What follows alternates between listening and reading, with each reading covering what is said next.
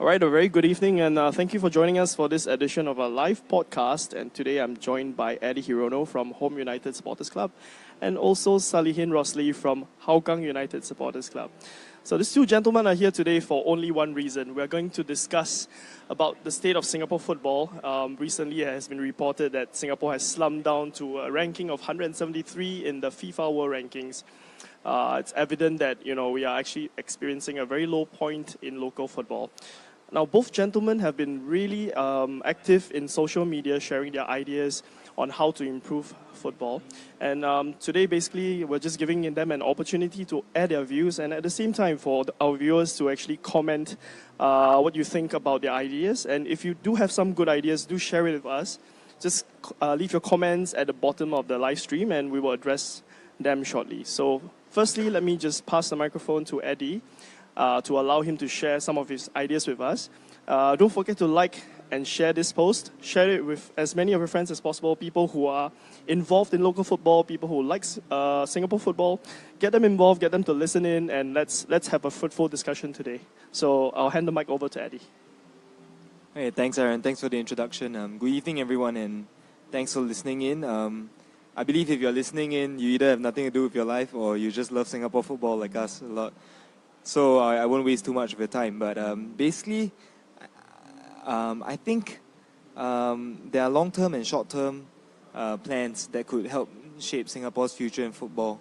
I won't claim to be an expert to be in the long-term plans or how we can shape youth development, but I believe we can learn from similar case studies in other countries. For example, very well publicized Iceland recently, where they have a population much smaller than Singapore's, and they have weather conditions there are terrible for football. In fact, if I'm not wrong, their season only runs from May to September, if I'm not wrong, every year. Because it used to be just running from May to September before they installed indoor fields all over the place. Now we would know that sometimes training gets cancelled in Singapore because of rain as well, and we have to think: is it feasible? Maybe can we have more indoor pitches? Maybe not full-size pitches, but small-sided pitches where trainings can still go ahead. I'm not sure if this is already going on, but that really gives a short introduction into where I'm going for my long-term plans. Basically, facilities. Just two main points: facilities and staff. Why do I say staff, not players? Because I think players, youth development, it all hinges on the quality of your coaching. Now, obviously, FAS does have regular coaching courses. If you go to their website, which is a bit hard to maneuver around, you will find a schedule where you'll see the coaching courses that are available to take up. But I don't think it's very well publicized at all, and perhaps it's also not very well promoted or pushed out to the public. And it would be great if there'll be more people who take up, at the very least, the grassroots coaching course to coach kids, right? Get them started just to have an interest in football, in an interest in playing the game the right way, and maybe then you can ship them off to the more professional coaches. But even then, I think Iceland is only so successful because they have one of the highest ratios, or rather lowest ratios of coach to average layman population, in that they have more coaches than any other country in the world per person, you see. So I don't think it's a coincidence that they rose so quickly. Facilities, once again, and staff. Facilities and staff. I can't harp on these two enough. What can FAS do? I don't know. Maybe they can push more funding towards this rather than expensive overseas trips. I'm not sure. I haven't been on one of these overseas trips. Maybe Aaron can share with us on how he feels they actually help the players. I'm sure they do help, but I'm wondering if the resources can be used in a better way. Now, short-term plans, and I think this is more my crux. I think to ensure that the stream of talent comes through, you need to have a more stable financial situation for clubs. And that can only happen if people are actually interested in the S-League, if people are actually interested in watching these players play. Right now, as you know, the crowds, right, if you can get like close to 2,000 or close to even 1,000 sometimes, is already quite a feat for some of the clubs. But that is quite frankly quite dismal. And I think that the clubs might be doing their best. I'm not sure. I can only speak for Home United and their efforts, but I think more clubs should try to do more to make this better.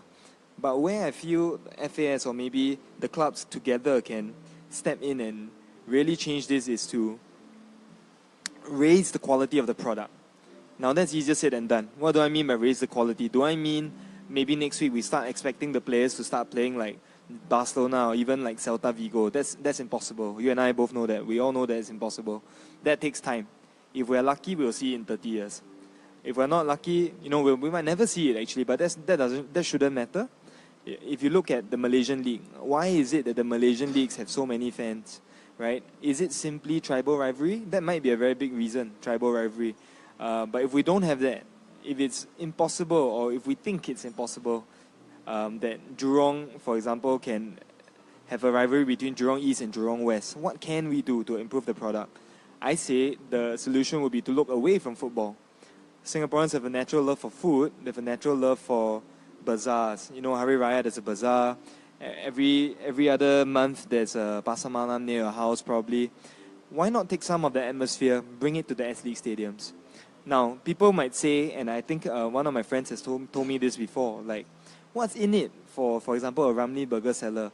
Why on earth would he want to set up stall outside or inside an S-League stadium, right, when the crowds are so pathetic? Well, this is where FAS can step in.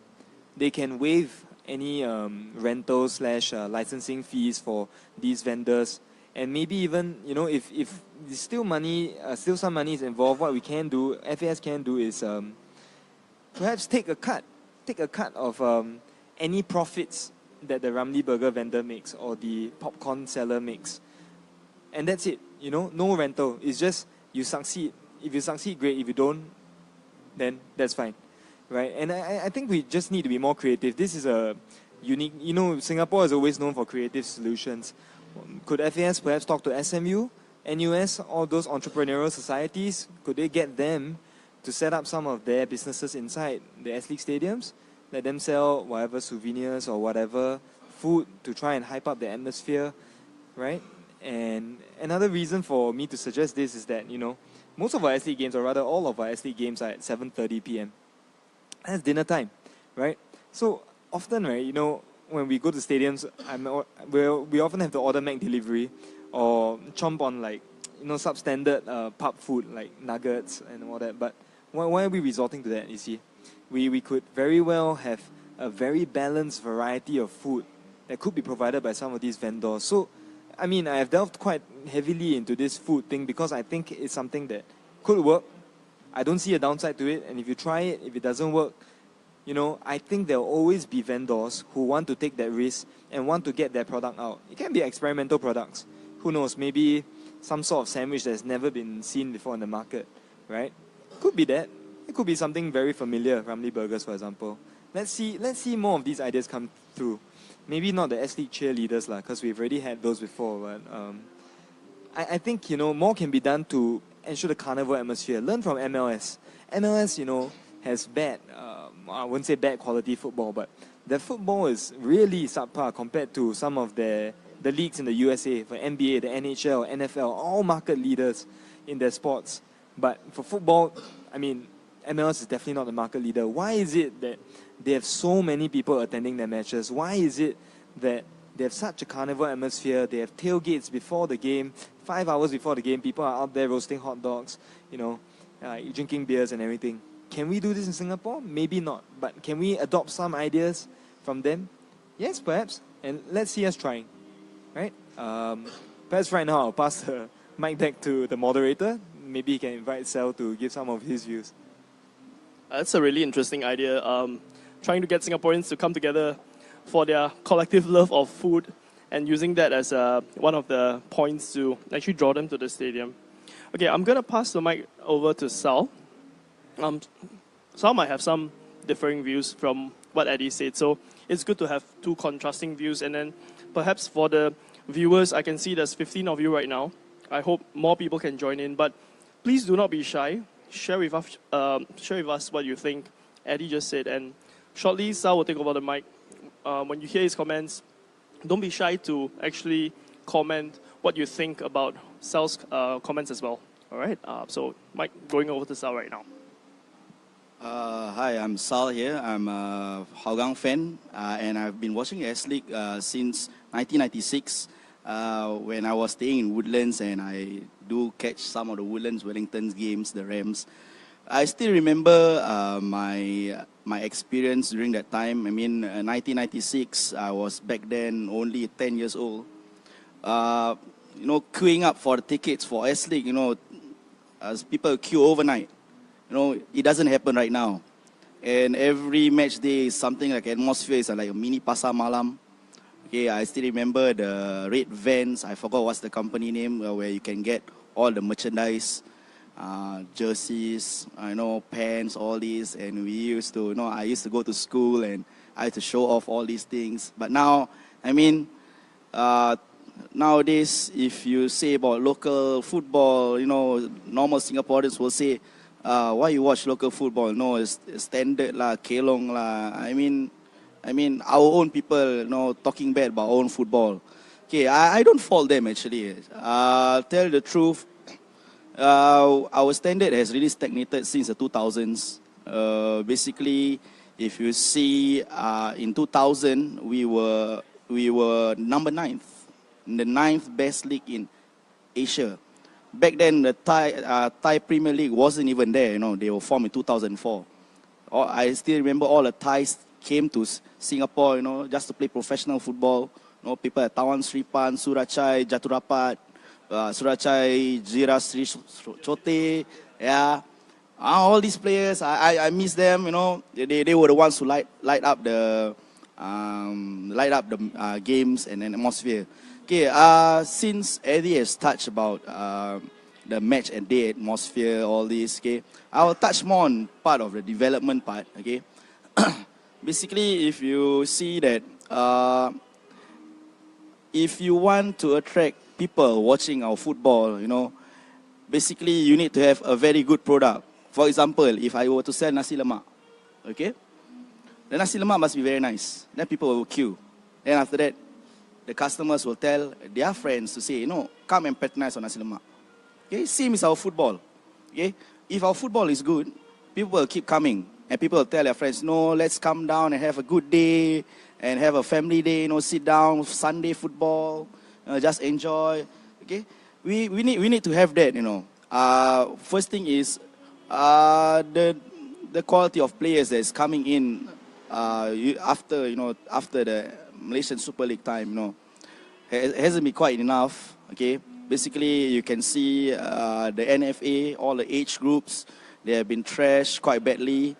All I can say is, why are we having the NFA right now? I mean, NFA is good, it's something like a football institution. You can invite all the good players, but what about the rest of the kids?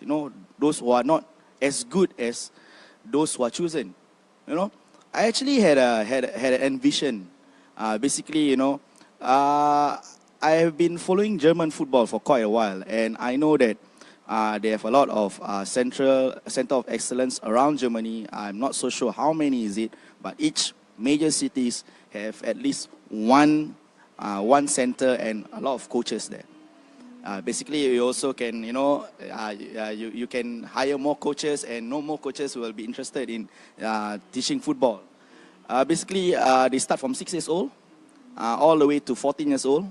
Okay, and basically, they will just form teams. It's just some fun football, and they coach basic football, dribbling, shooting, all this, blah blah blah. Okay, but at the age of 14.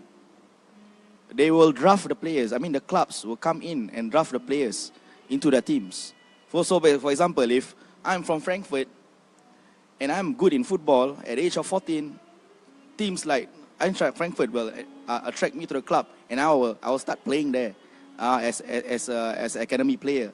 Okay, from 14 years old onwards, let's give all the players back to the teams. And from there, they can continue the footballing education up till and also get ready for them to become professionals.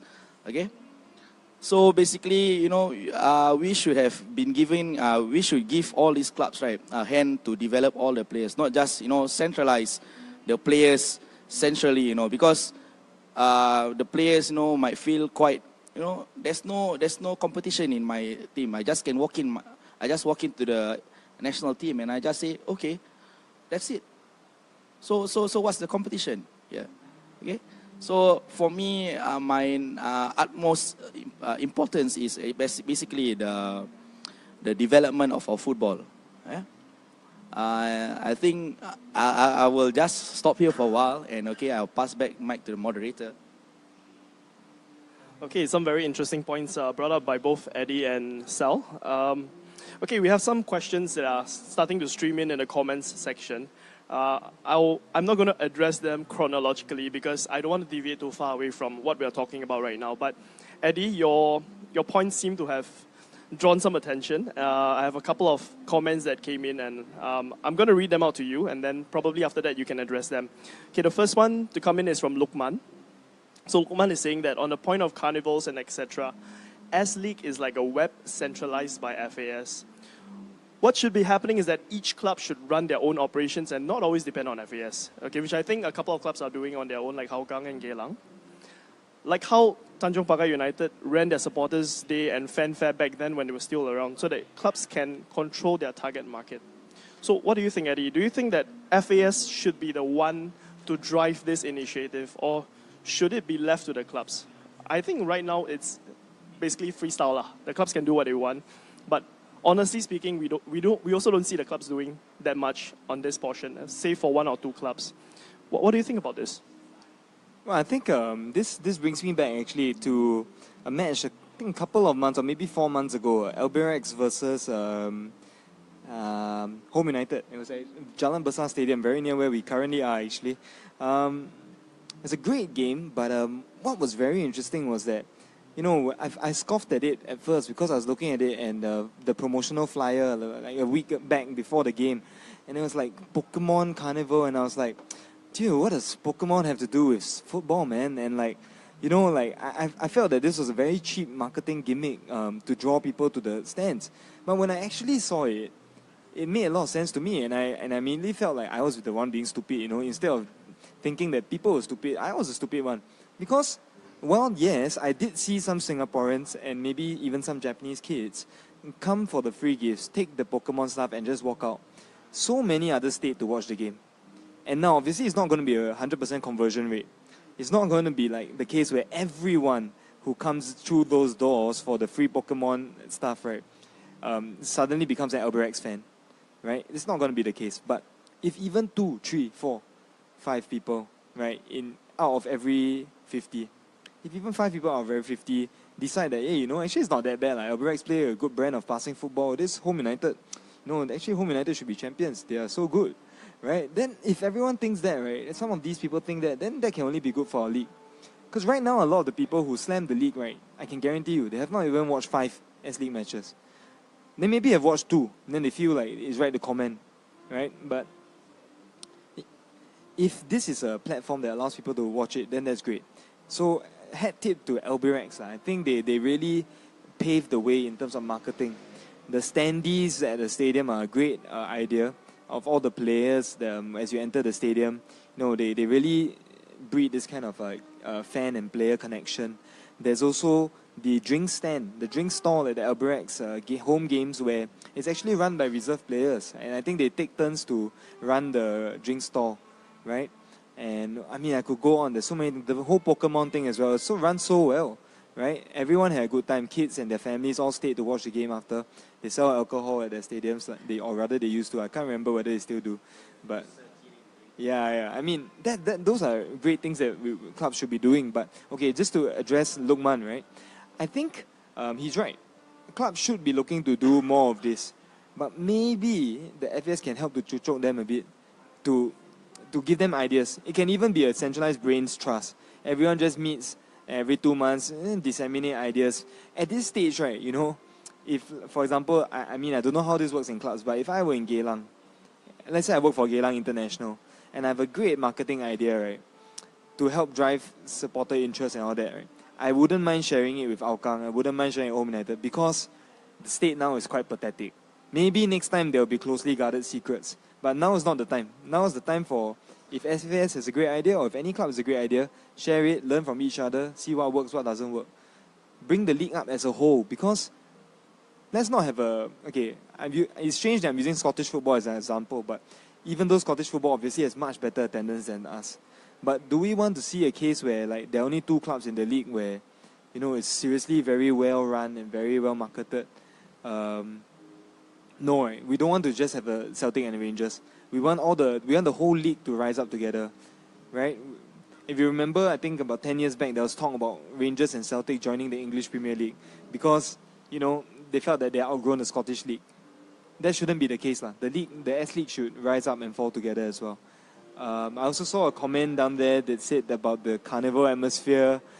Maybe the vendors might not want to do it because of the low gate receipts and low numbers of people. I think it's a valid point, which is why I say, you know, you try to get some of the students from the entrepreneurial societies, give them a platform. It's a win-win. They might be able to sell their stuff. And maybe if you're thinking about how people might not want to pay money to go in, right? I mean, the S-League clubs can be creative, lah. They can charge you $5 for the match ticket, but maybe give you a $3 voucher, or $4 voucher, or even $5, because at the end of the day, how many free tickets are given out anyway, right? It really is about getting the people in the stands in the first place. More people equals more noise, always. They might be quiet in Singapore, but more people always equals more noise. Yeah, I still remember, you know, what Eddie said, you know, for $5, you got $3 back. You know, I still remember back in 2015, right, when I go to S-League games, I get free movie vouchers, you know. I still remember that. 2015, it was the 20th year of S-League. You know, we got, when we go there, we got kacang putih all for free. Oh, that's actually good, no? And actually it helped, from Hougang Stadium when I see, right, it helped to boost all the attendance actually. Okay, to refer back to Lukman's question, you know, what was the question? Carnival? He was saying that the carnivals the initiative should be driven by the clubs and not by FAS itself. Yeah. Okay, all right. Tell you about experience. I went over to Saitama in 2015. I watched an Emperor Cup game between Urawa Reds and Albrechts Niigata in Japan. Okay, what pulls me in was, okay, when I went there, I saw a lot of people, you know, painting their faces, creative faces, you know, I don't know what kind. And they were doing like something like a visual K kind of style, you know, like dressing up, you know. And then there were some small competitions back then, and that was only 2 p.m. The game kicked off at 7. At 2 p.m. there were thousands there already, and they had some small competition. And at 4 p.m. I saw a kickabout by groups of kids, and they played 2 halves of 45 minutes. I can still see the kids, you know, trying to score, a lot of passion. When they score, they celebrate like they won the World Cup. I think, you know, clubs can take this initiative, you know. The most important thing is the pre-match games. In Singapore, pre-match games, I come at 6:30, seats still empty. Yes, I see the players training, I say hi to the players, but that's about it. There's nothing to, you know, to pull the people are staying around the stadiums, you know, to come to the stadiums. Whereas in Japan, I saw that at 2 p.m., 5 hours before the game, there is, you know, a lot of activities there. Just do a basic activity, like, you know, maybe you can do a coloring contest or flag designing contest or dressing up contest, you know. You can pull and you can involve, you know, the community around you. Basically, Singapore football needs people to get involved in this so that we can move out together as a nation. Right? I pass back. Okay, some very good points there. Okay, now we're going to move on to a point that you made earlier about the NFA, Sal. Okay, we have a comment here from Faisal Kiyo. So what he mentioned is that the NFA of each category is okay to have, but we need academies to show how these kids were selected. Like, for example, like the Milo Academy that we used to have. Now, let's not forget, Milo Academy produced some of the biggest names that we had, okay? A couple of names off the top of my head, Ahmad Latif and Indra Shadan. They were some of the young, when they were very young, they were selected, and they came through. And where did they go from there? They became legends of Singapore. What do you think about this? Do you think what he say is it in line with what you are thinking, or do you think you have something that's better than the NFA? But perhaps let's go into that. Okay, let's go a bit deeper into the NFA. Now, today I read an article about how everything is wrong even from the bottom, from the very young age groups. Okay, and there's this very interesting comment by Hougang coach Philip Au. He's saying that NFA is a really bad idea. We shouldn't stockpile all our players in there because by putting them in there, it's like they are being fast-tracked, to have a spot in the national team. And look at how badly they are doing in all the age groups right now. Under 15s getting trashed in Indonesia, going to Myanmar and getting trashed as well. And then the SEA Games team, let's not forget that they got trashed, I don't know how many nil by Australia. I mean, okay lah, it's Australia lah, but even so, a lot of people were complaining that at the lower age groups, the players that we have did not play with the full heart, and that was really disheartening for a lot of football fans. What do you guys think? NFA, if it's a no from you, right, what kind of alternatives would you propose so that we can continue to have a pool of young up-and-coming players to come into the system so that in the future we can still have or we can build a stronger national team? Let's start with Sal, since this question was actually posed. Okay. All right, if you guys want to know, the NFA wasn't, from 20 or 30 years ago, but it was formed back in 2004, if I'm not wrong. Okay, it's just basically, when the young lion, I think that year, the Young Lions debut in the S.League. Yeah, so that was the idea, I think, then by Jita Singh, if I'm not wrong. Okay, he wanted a group of players, a group of good players to groom together as a team, and then to compete. And they had a goal. I think by 10 years they should have entered the FIFA World Youth Tournaments. But until now, I see Singapore football want to say FIFA also cannot. I think FIFA playing on the PlayStation better. Yeah, but to me, okay, basically, the idea is right. Yes, it can be good, but I think the way that they taught the players inside NFA is just from experience. I heard from one of my students who are involved in NFA.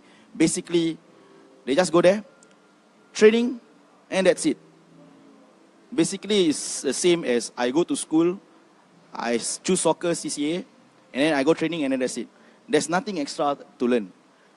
Actually, in football, there's a lot of things to teach, from sportsmanship, from how to treat your injury, a better sports injury, sports science, you can teach them that.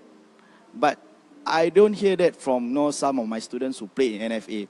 Okay, for the idea, if I have a better idea for the NFA is, like I said just now, from 6 years old to 14 years old, okay, having an NFA is better because, to make NFA something like a football institution, teach the younger players, basic football skills, teach them sportsmanship, all these, blah, blah, blah, okay. But at the age of 14, basically, you have around thousands of players by then.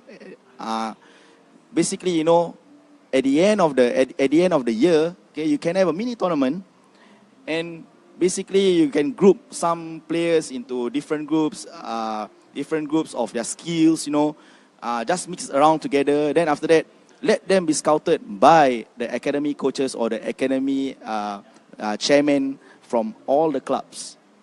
Then from there, they can draft in all the players, ask them to come for trials, and from there, those who are deemed suitable, they can start training with the clubs already.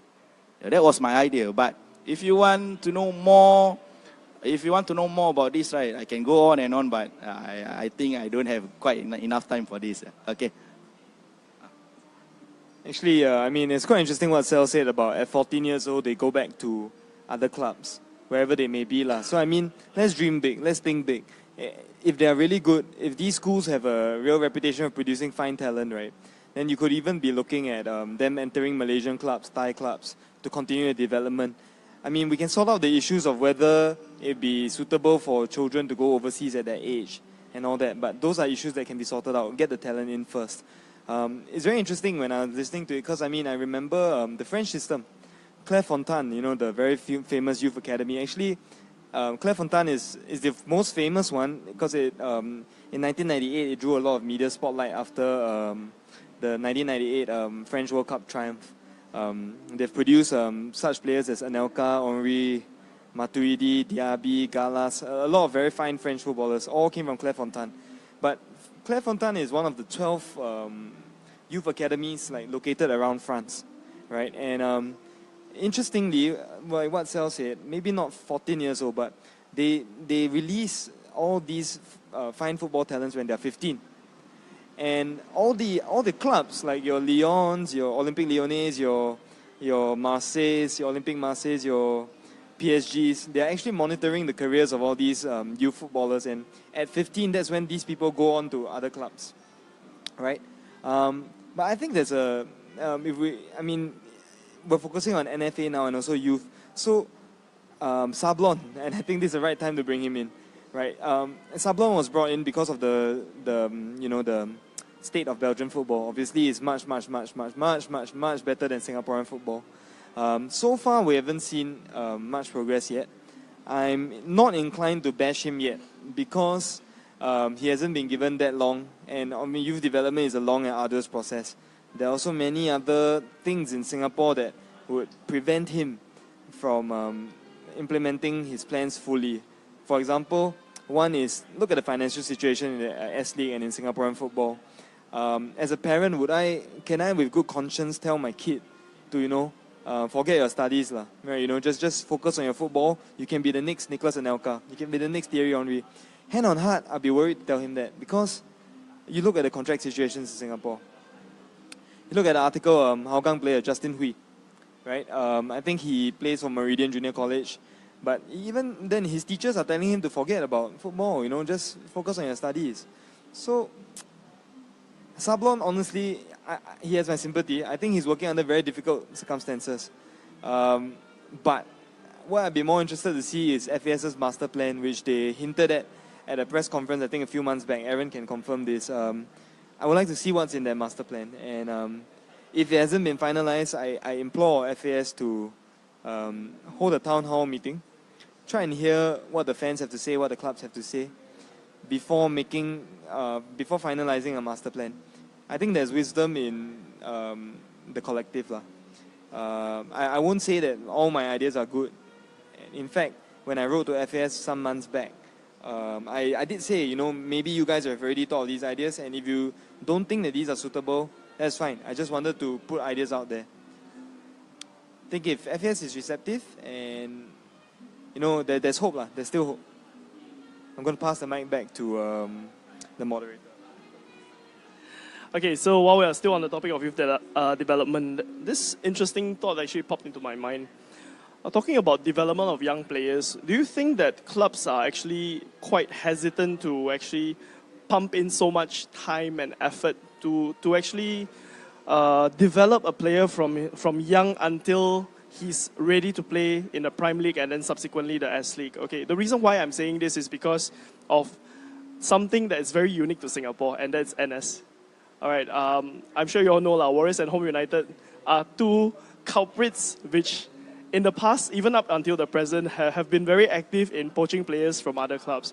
Now, if I was managing a club and then based on NS as a reason, one of the clubs just come in and just take my players away, I would feel that it's unfair for me lah. Do you think this is maybe one of the reasons why clubs are holding back on really going fully in on development, or do you have any other thoughts about this?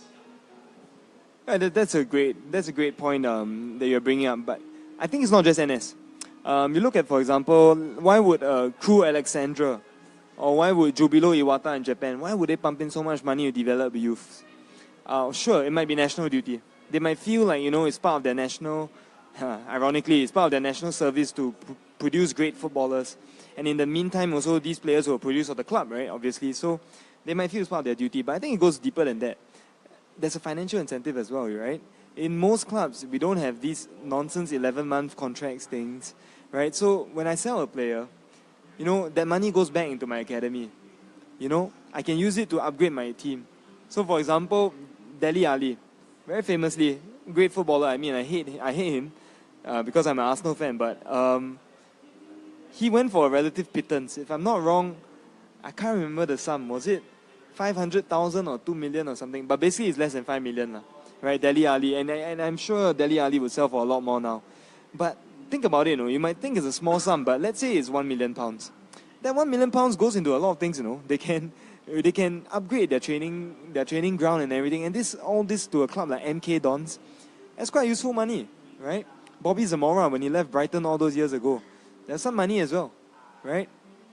Right now, for example, Home United rumored to be losing Stipe and Farish Ramli, right? Now I know Home United didn't train these guys, right? But imagine Ikram Rifki, who's coming through our Prime League squad and already making first team appearances.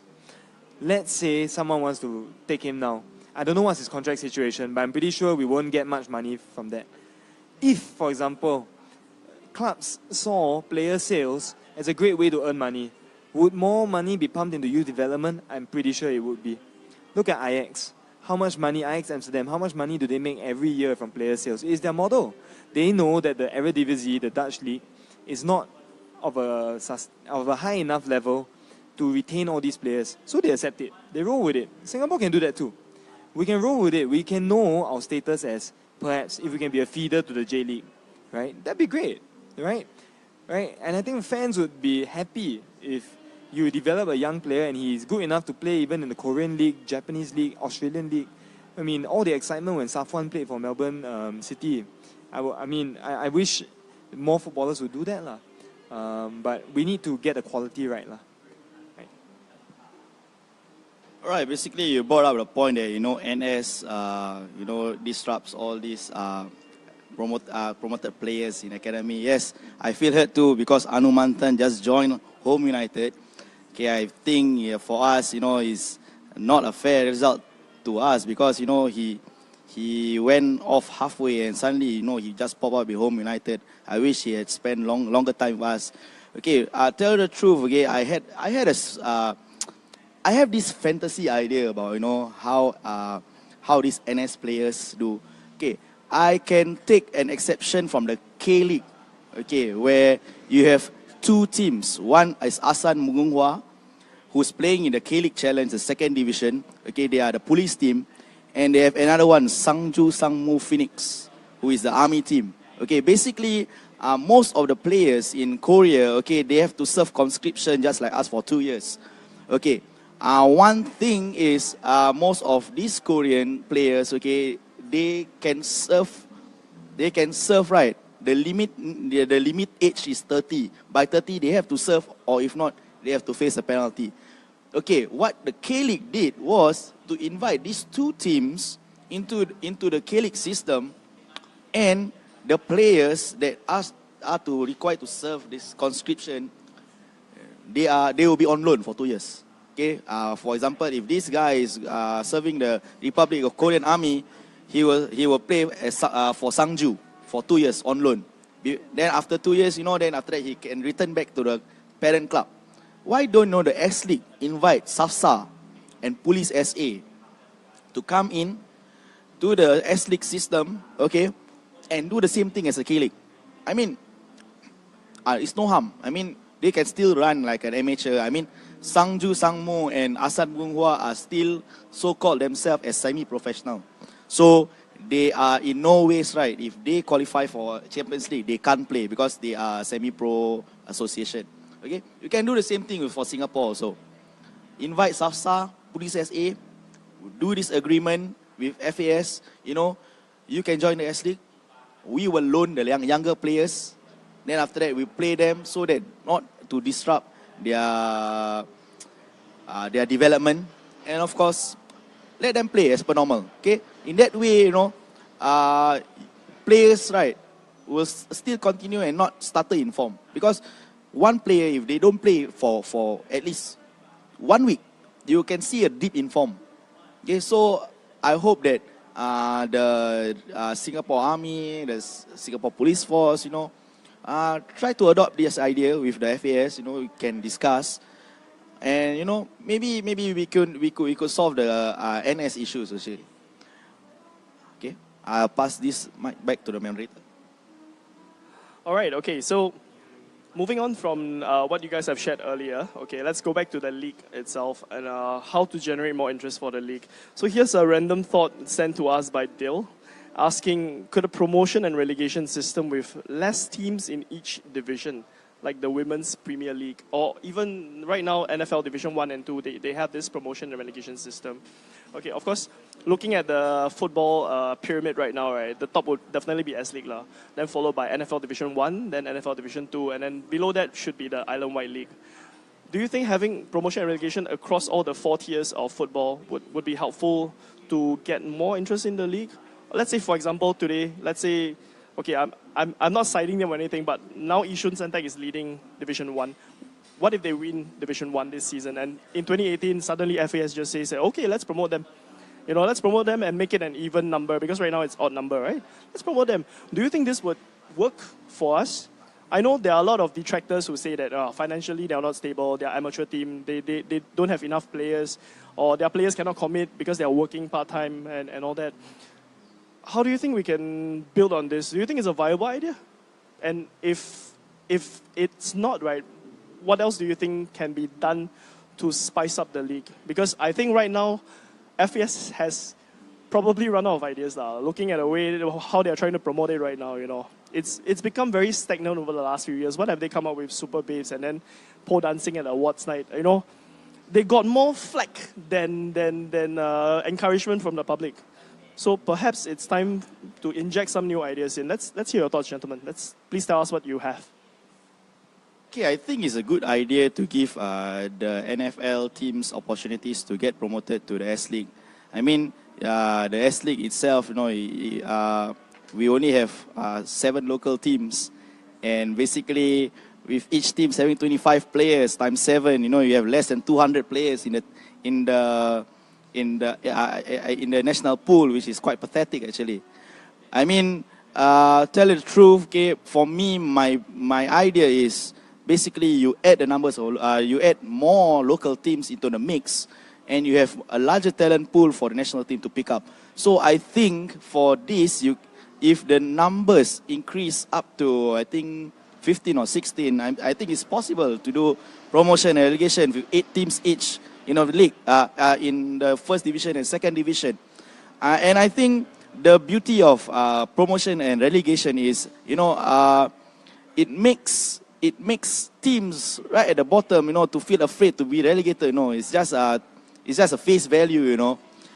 I'm actually a keen follower of English football, and I do like to watch the English Championship.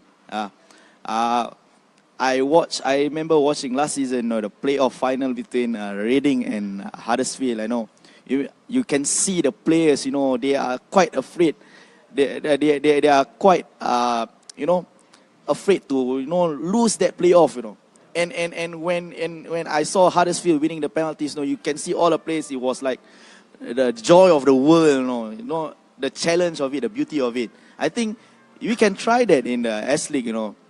Just try to add in more teams. For initial years, maybe you can have the first year first, but then when you have more teams, try to make a bit of challenge, for the bottom teams and the top teams of the second division, to promote and relegate, so they give a lot of players more chance to get noticed in the top division. Yeah. All right, okay. So let's move on from that topic. Okay, we have a comment here from Kishore Sekaran. Sekaran, sorry if I pronounce your name wrongly. I'm not very good with pronunciation of names. So what he's saying is that everyone likes to be associated with a winning team. Get the national team in order and everything will fall into place. Do you agree with this? Yeah, I think everyone likes to be associated with winning teams, definitely true. Even with the Lions 12 hype, there were definitely more people in the stands during the championship winning season than there were in the seasons after that when the team was perhaps not as strong. after Haris Harun and Baihaki left. So yeah, even with the tribal rivalries and all that, at the end of the day, it was wins that brought people to the stadium, lah. Okay. Will we solve all problems if the national team is winning? Yes, but I'm just wondering whether that's a chicken and egg thing. I'm not sure if the national team can keep winning games if the league itself, which is the lifeblood of the national team, which the talent pool, as Sel has said, if your talent pool is not big enough or perhaps isn't strong enough, then how is the national team going to keep winning games, lah? So I think we got to fix the league first. And my idea, back to what I said, was we need more money. How do we get more money? Make it a better product. Can we make it a better product immediately by getting youth players to become Messis and Ronaldos? No, we can't. So let's get the off-the-field stuff right first. Hopefully that slowly leads to more corporate sponsors, more interest, more people in the stadiums, right? Hopefully that leads to something, right? And in the long run, we may see a stronger talent pool. Right, I beg to defer to the subject that everybody wants to be involved in a winning team. I think no. I mean, typical Singaporeans maybe, because most of them, just sit in front of the TV and watch the EPL and you just shout at the player as if, Wayne Rooney can listen to you all the time. I think no, okay? Basically, for my idea is, okay, what Singapore, the S-League teams lack is to connect with the community around. You need to have a sense of belonging to support a team. For me, why I support Hougang? I didn't stay in Hougang. In fact, I stayed in Woodlands, then I moved to Jurong. So why I should travel across from the island to just support Hougang? Okay, I feel a sense of identity with the team, okay, because it feels like a family team to me. And to say that I follow a winning team, my team hasn't won anything yet. I'm so sorry, but I'm waiting for that time actually. Okay, so basically for that, the number one thing is Singaporeans have to learn this. Okay, if you want to support, if you really say you're a football supporter, you don't say you support Manchester United or Manchester City or all this. Okay, right? There's a local team nearby your place, just 5 minutes walk. Every time you can go there. Just sit down. I mean, I'm not forcing you. Just sit down and watch. That's how I got myself into local football. I also was a non-believer at the time. Even though I followed Woodlands, but I was like, okay, I just watch, join my friends, and then that's it. Okay, but the number one thing is, okay, try to get involved. Just come to the stadiums. $5. Come during one night that you are free. Then after that, you just watch. And then I mean, identify yourself with a team. If you think you want to follow a winning team, Albirex is still around, Tampines is still around. If you think you want to be like, following teams nearby your place, then, get down to the stadium, get down in the stadium. That's all I plead to all the Singaporeans. Back to you. It's a good point. All right, so we have a comment here from Eric Teo, and this is actually directed at Eddie. So what he says is that it's a good point made on selling players to bigger leagues. However, some players are unwilling to step out of their comfort zones to take on tougher leagues and potentially take a pay cut as well.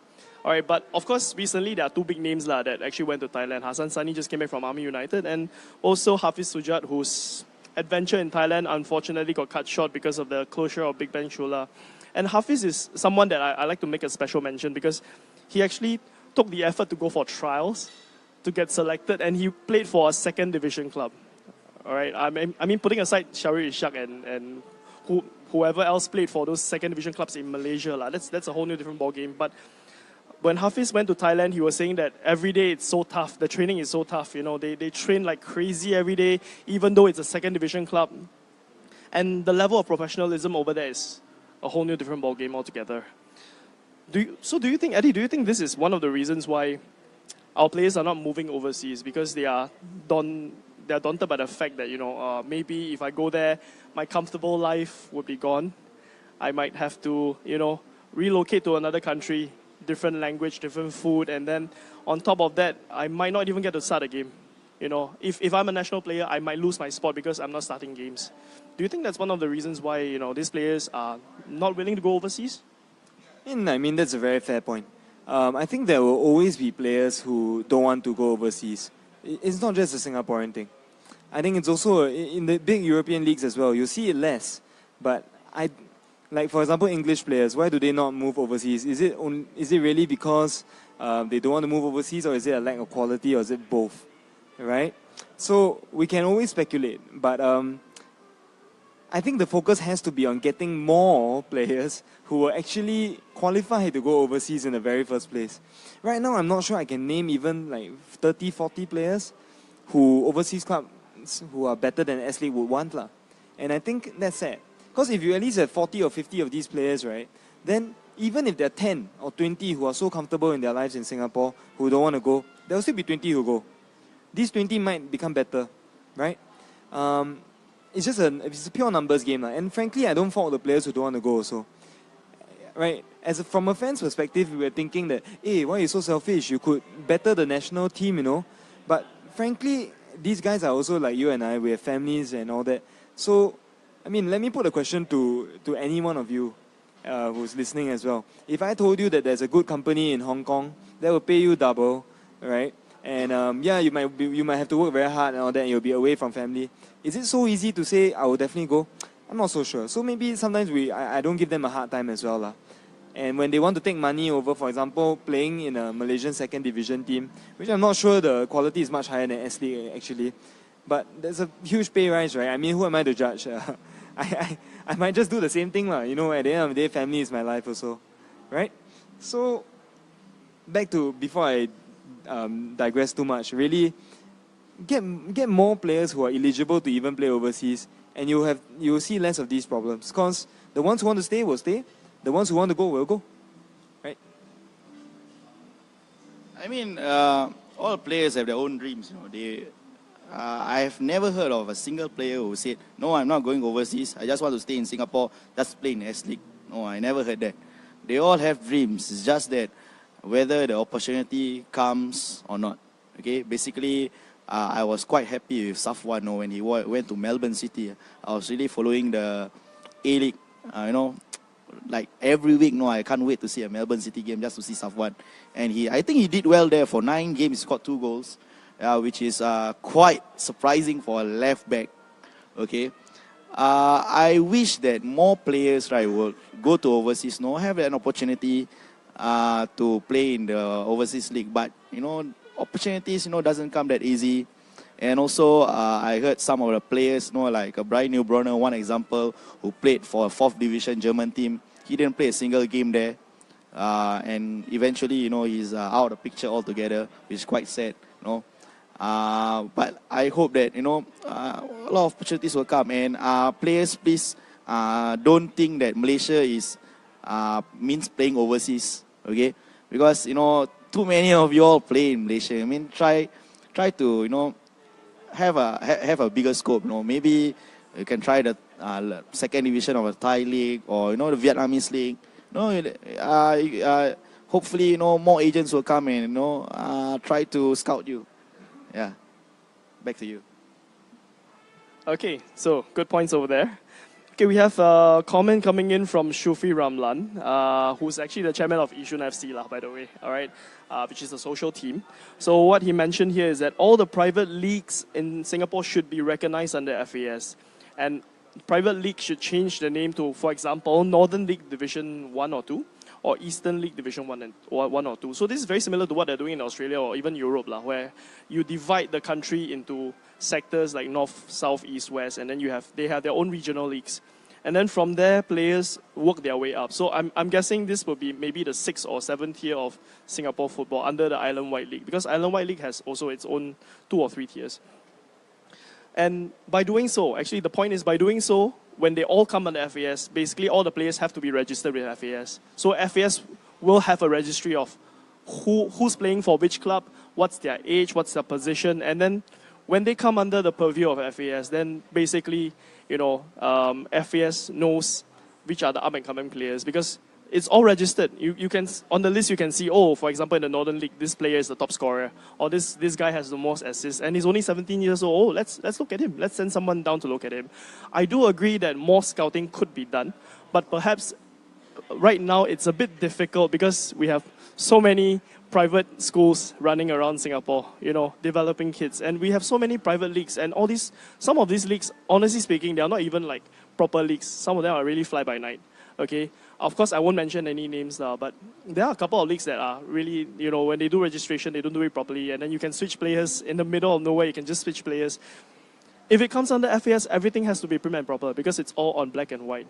And when everything is prim and proper, there's no cheating, there's no hanky-panky. And if on paper the player, it says that, this player has played X number of games, he's got this number of goals, it will make the scouts' job easier. Perhaps it will make it easier for FAS to target specific clubs, and then they can send their scouts down to see, this guy is really good, let's bring him in. Okay, of course, the question is bring him into a club or bring him into NFA, because it seems like right now all the comments are very anti-NFA. They don't like the idea of having an NFA. All right, so that's another question mark for us. But what do you guys think? Would this actually help to increase? I think it would help to increase national pool, but is it viable? Is it doable? And what are the potential cons of adopting such a system? I think the biggest potential con would be when everything is prim and proper, then there'll be a lot of admin red tape that part-time players just don't want to deal with. I mean, I speak from experience in that I play in the NHL Division 4. It's a hockey league. Obviously, Division 4 implying that I'm kind of shit at hockey. But hey, in the top league, Division 1, Premier League, right, the quality is good. Right? Obviously, down below, you just get people some expats who just want some game time on their weekends. And you get players like me who used to play long time ago and want to play a bit of social hockey now and then as well. And I mean, the good thing about the NHL League is that it's actually very prim and proper. So, for example, they insist on a manager being there for each game. And the problem is, we're always having to scrounge around saying, hey, your wife coming or your son coming we just put him as manager. Because we don't really need a manager, right? I mean, frankly, who are we kidding? We're just sending out subs and everything. But here's the good thing, right? For clubs that want to take it seriously, it's actually quite serious for them. They can have a proper manager. They can get their promotion up and down. So look at the hockey league, right? Division 4. Let's say one day, me and my fat teammates, right, we all decide that, you know what? Let's make this serious. We're going to try to crack the Premier League title. Hey, we could actually organize trainings and everything, and we would have a proper structure to work up to, right? Right now, as you rightly say, there's so many private leagues running around for football. But I think people go to these private leagues because it's very chin chai. It's very casual. If let's say Sal's team versus my team, and we both say, hey, tomorrow the forecast rainy, we want to all sleep in. Can the organizer change the date for us and all that? I think he can, If we pay a certain cancellation fee, they can just change the date for us. Can we do that in a proper league? I'm not so sure we can. So it's a real balance. As for centralized database, I think that would be good. Once again, when you make everything formal, there's a lot of red tape. It'll be good because let's not forget the great example of Jamie Vardy, right? Playing in non-league club. Chris Smalling also played for a non-league club, but obviously the scouting systems in the professional clubs in England are much more developed, and therefore these talents didn't go unnoticed. In Singapore, do some of these go unnoticed? I'm pretty sure there are. There are a few players I've played against before, and I'm like, wow, these guys should, what a waste, because they're already 32, but maybe when they were younger, they should have come under the umbrella of a proper system and proper guidance. Maybe they would have prospered. Of course, that begs the question, why didn't they do that? Maybe it's money, I don't know. It might always come back to money, it might not. But yeah, so those are the potential cons of making everything formal, I believe. But it's quite a good idea. I think I'm inclined to believe that, who was it, the Yishun FC chairman, was it? Shufi, yeah, I think Shufi plays quite a good point. Whether we need it for the East, West, North, South and all that, I'm not so sure. Also, it works in Australia, France and all that, but that's because those are huge countries. In Singapore, maybe we just need 2 or 1 even, I'm not so sure. Yeah, maybe just East and West, yeah. Yeah. All right, thanks Eddie for sharing your thoughts. Okay, so Sal, I have 3 or 4 comments addressed to you based on what you spoke about earlier, about the support of the local teams, how they should feel affiliated. So I'm going to read them out to you. First one is by King Hui, iSporter. So what King Hui says is that the team doesn't have to be winning all the time, but winning definitely helps. Although, yes, the connection with the team is important, we need to get out to the stadiums and watch and maybe eventually support our teams, which is something right now is really lacking. All right. Lukman identifies with what you said. He totally supports you. He said, I still support Tanjong Pagar United till this day, even though it is inactive. So he dittos your point. A sense of belonging and identity with the team is crucial. He got that sense of belonging because he lives in Queenstown. All right. And let's see. Dilshan simply says, preach, Sal. So it seems that a lot of people do agree that, having this sense of affiliation is important, building up this sense of affiliation. Now, I'm gonna take this point and I'm gonna flip it to the other side. Okay, let's look at the other side. Now, fans feel that having a sense of affiliation is important, but what about the clubs? Okay, do you feel that they have done enough to try to build up affiliation with the people that live in their constituency? I know this is a tough question to answer, okay? So I'm not going to pressure you to answer on behalf of the club that you support. But looking at some typical examples, okay? Right now, like for example, Geylang International was playing at Bedok Stadium. Now, because of some reasons, they had to move out of Bedok Stadium. And for the last few months, they've been playing in Jalan Besar. And right now, they are playing at Tampines, okay? Turning back the clock a little bit, Tampines Rovers were playing in Tampines for how many donkey years? And then they had to shift to Clementi, and then Jurong West, and now back to Tampines. So this is something that I think it's really out of the club's control. It's out of their hands. There's nothing they can do about it. But other than these factors which are out of their hands, what else do you think could have been done by the clubs to build up rapport with their residents? And I think that this is a great point, and it's a great potential for clubs to tap into this area. Because what is one of the problems curtailing whatever S-League clubs want to do? Lack of funds, right? Always, that is a very real problem, lack of money. But a lot of these community outreach programs, right, do not actually take up that much money. And I think that is very important for clubs to try and build the fan base when they are young, when these fans are young. So I can speak for Home United. As we all know, Home United has a youth academy at Mata Road. Right? What some people might not know is that they have actually reached out to the orphanage that's near Mata Road as well to invite them to games and all that. I'm not sure whether it's free, but I'm pretty sure it will be free because they are invited guests.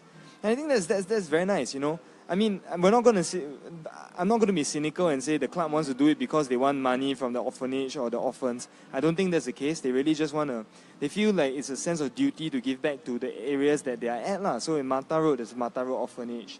Home United as well, they have gone down to, I can't remember which school it was, but they actually gave a clinic to some secondary school students as well. That's great. We give back, Home United gives back when they can. I'm also in talks with and they've been very receptive. The Home United staff have been very receptive to my ideas. I told them that, hey, you know what? Because all this started because I came across a poster where, there was a disabled child who was on a wheelchair, said, hey, I love soccer too. Would you want to watch a game with me? This is a poster at the MRT. And it just hit me. These are very small things that clubs should be doing, It doesn't cost them anything at all, right? At most, you get a packet drink and a packet of nasi lemak for these kids. You just get a few volunteers, maybe people like myself, to sit with them, explain the game to them, right? Explain what players are, who players are, why they're playing in a certain way and all that. All this stuff we'll very gladly do it. And I think, so I spoke to the club and I said, we already invite these orphans to the games, right? Why don't we go one step further? We provide chaperones, we provide people to actually sit with them, talk to them, maybe get them to cheer along with us as well. If they want to, we don't force them. Unlike how we force the NS boys to cheer with us. but yeah. But at the end of the day, I think it's very important. Clubs need to give back. And as I said, no money is not an excuse. Right? There are a lot of things that can be got around even if you have no money. Right, man. For me, I remember years ago, Hougang United, did some like a June holiday summer league where they invited school teams, to play in the something like summer league, something like that.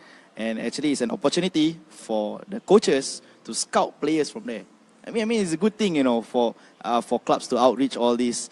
Yeah. For example, I know that Hougang also did go to schools, where they brought Philip and our fitness coach Dirk Schauenberg, to do talks on sports science at Raffles Institution, if I'm not wrong. Yeah. I mean, it's good to share, ideas, and also, to show to the community that, there is a team that is representing you. I hope more clubs will, take a step out. I mean, I don't know how much it costs, for you to send your players to schools, do clinics, and then after that, just talk to the players. I mean, it's a human outreach. I mean, a lot of bigger companies, they do that. They just, just pay back to the society. Right. I hope a lot of clubs will do this. I mean, it's a way to expand your fan base in a organic way. Yeah. It's nice. Corporate social responsibility, right? All right. Okay, we actually have a couple of listeners joining us from various countries. Okay, we have King Hui joining us from Iceland. And we also have Sukhvinder joining us from Punjab, where he's visiting his family. So Sukhvinder actually commented saying that we need more fans, but to do so, we need to create a sporting culture, guys. Okay, now I want to ask the two of you, because you guys have obviously have been quite successful in starting a supporters club and also maintaining a supporters club, all right? So maybe perhaps you can share with me, okay, I want to hear the not so good side of it. Okay, what are the challenges you face when starting a supporters club or when you are trying to maintain a supporters club? Now, obviously, both of you are very, very passionate about your team. Okay, there must be something that made you want to be so passionate and vocal about the team that you support. How do you think, how is it possible for you to replicate the same kind or stir the same kind of feelings in other people around you to let them join you in the stands and sing and cheer together with you? Who wants to go first? Eddie? Okay, Sal will go first. All right. Basically, during the Hougang Khoo's early years, we faced a lot of unhappiness from other fans, because they say, "Hey, sit down, you're blocking our way. It's so noisy." Number one thing, I return back to them. If you think it's so noisy, go home and sleep. I mean, go and hide Why you come down and waste your money and watch the football, right? But I mean, they are also, paying spectators. They want to watch games. Okay, to set up a fan club, actually, it's not that very difficult. It's actually quite costless, I think. Yeah, it's not much actually. What you have to do is just get a group of people who likes football as you. Ask them to just come down, and just for a night out, just come down and watch S.League games. And from there, try to create a hype. Singaporeans, they all live on hype. You see, if you do something that's out of the usual, right, people will like, what are they doing? It looks fun. Can I join? Yeah, just gather your friends, sing out. That's how school started off, right? We started off way back in 2010, actually. That time we unknown as Hougang Ghouls yet. Okay, we'll just come by the game. The time was our team known as Sengkang Punggol. They had gone on a 13-game winless run, and they're playing against Beijing Guan. I think Duncan Elias will remember this. He conceded a penalty. Fadil Salim saved. And I remember Diallo scored a winning goal 4 minutes to the end. And that's and we were like, during the game, we were like singing and singing and singing. I remember Duncan telling us, who is these fans? They are watching S.League. Why are they going cheering us? We are a team at the bottom of the table. Why are they cheering us? So I think by cheering our teams, right, the players will feel like more a boost. They feel like, someone is caring about how I play. Someone is, really watching how I play. So why don't I put more to make these fans, feel delirious and maybe get accepted to the team, Yeah. So basically, the way is right. I don't want to say much about the disadvantages because, I don't want to discourage a lot of upcoming teams, upcoming people who wants to create fan clubs. But, try to look at the positive things. For me, 7 years with Hougang Ghouls, right, has created a lot of smiles for me. a lot of tears for me too. When we lost our semi-finals, I literally cried for about 10 or 15 minutes. So basically, the sense of belonging to the team is important. Okay? One thing is, must believe in the team. No matter win or lose, you have to follow with the team. Okay, gather a group of friends. Okay, just sit down. Maybe teams like Balestier or even Warriors. You can get a few groups of friends. Bring down your friends. Then after that, maybe you can say, hey, maybe I can start a fan club or do something like this. Okay, back to you. Eddie, you have some points to add on? I think the Who's are definitely a positive example of how to run a supporters club. We're trying. Home United Supporters Club is trying as well, but trying is also a word I use to describe our efforts. It's not easy. And Aaron, I think you asked us to touch on how are we going to try to replicate that feeling within us. It really isn't easy. I mean, I try to tell people that this is it's like a way of giving back to society. It's like I don't volunteer at old folks' homes and sweep people's cupboards. But what I try to volunteer my time to do is to make the S-League scene a bit more vibrant. Because when I watch S-League games, right, for Home United, and I watch Home United since about very, very recently only, 2-3 years back only.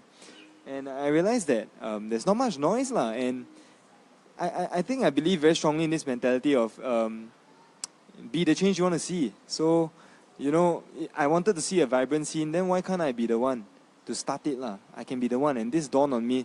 And it just so happened that it was at the very same time Home United actually approached me to say, do you want to get involved? And I was like, oh yeah, sure. I mean, I've always thought about it, but I never actually did it because I'm lazy, right?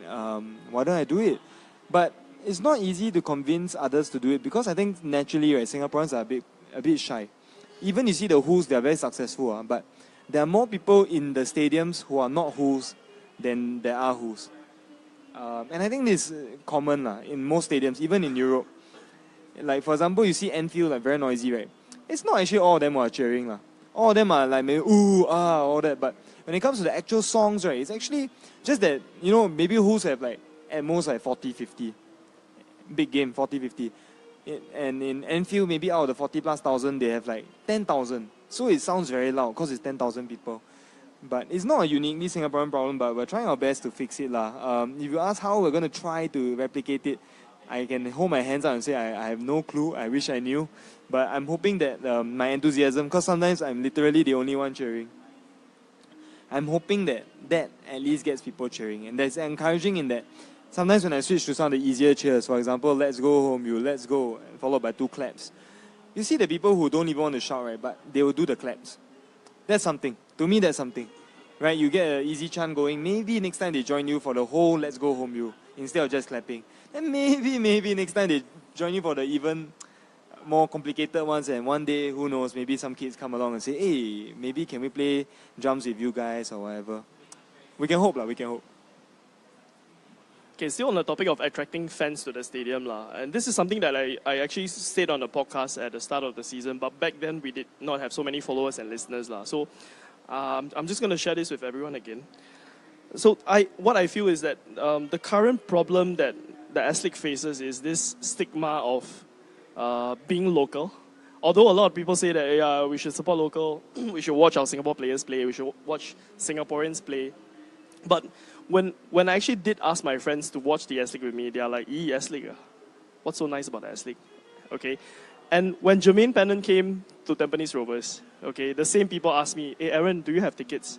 I was like, why? Who do you want to watch? I thought you don't support S-League. Yeah, but it's Jermaine Pennant.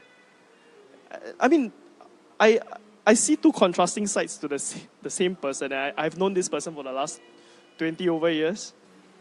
Okay, which brings me to my point. Having another marquee player come in, someone of Jermaine Pennant or of equal stature or maybe even a younger, more dynamic player or bigger name coming into the league, do you think it will help revive the league? Because looking at the Pennant effect, right, yeah, it did help bring in the crowds, but why wasn't it sustained? Why did the crowds die off, after a while, okay? What do you think? Do you think this is one of the remedies that we can actually pump in to help the league? Or maybe there's something else that the league really needs, to to make it more attractive to people so that they don't feel like, S-League, I don't want to watch S-League. Unless they are betting, of course. Yeah. Sal, you want to go?